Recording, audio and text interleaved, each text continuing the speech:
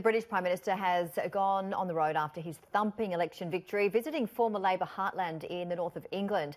Boris Johnson thanked voters for breaking the voting habits of generations to back the Conservatives. He won a Commons majority of 80, his party's biggest election win for 30 years, by sweeping aside Labor in its traditional heartlands.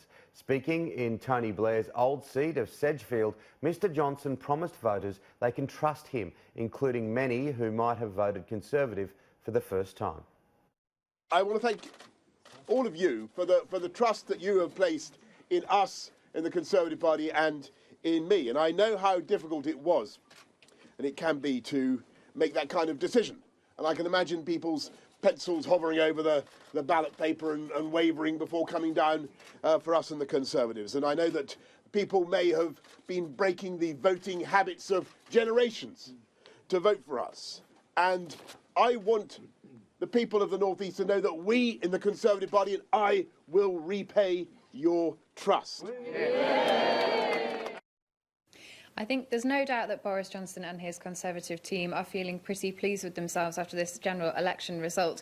But I think there's less a sense of gloating and more a sense of actually the responsibility on Boris Johnson's shoulders now. If you listen to the speech he made on the morning after the general election, the tone of that was very much that he understands the scale of what his party has pulled off and also what that means he now has to deliver. I was talking to one cabinet minister on election night who was saying that actually the party now needs to use this as an opportunity to rebalance the north and the south, and if they don't do that, some of these voters who've put a cross in the box for the Tories for the first time ever will just never ever support the party again. So there is quite a weight on Boris Johnson's shoulders now. It does though mean that he will be able to deliver on the promises that he's made in his manifesto, and he will no doubt be held to those because he has a huge majority. Remember, over the last couple of months he's really struggled to get anything at all through Parliament, and now he won't have those kind of struggles because all of his own candidates have signed up to his Brexit promise.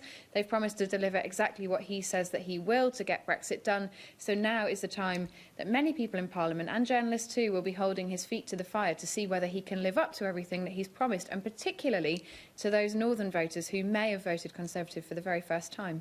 It's been an incredibly difficult election for Jeremy Corbyn and for his party. I mean, there's been a very strong response to the Labour leader. Lots of very angry Labour MPs. Many of them have lost their seats that they've had for in some cases, decades. Others just feel really frustrated that the Labour Party didn't see this coming, that they didn't go and try and spend more time in these Midland seats, these northern seats where Boris Johnson spent so much of his election campaign, and they allowed them to slip through their fingers, if you like. Some of these seats haven't had a Conservative MP for over 100 years. So really what we're seeing is a huge general election shift in the makeup of Parliament and the makeup of the country.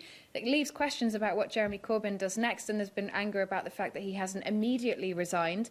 John McDonnell, who is seen by many as his right-hand man, has been speaking today about what happens next. He's vowed that he won't form part of any shadow cabinet or major party group that will come next after this election.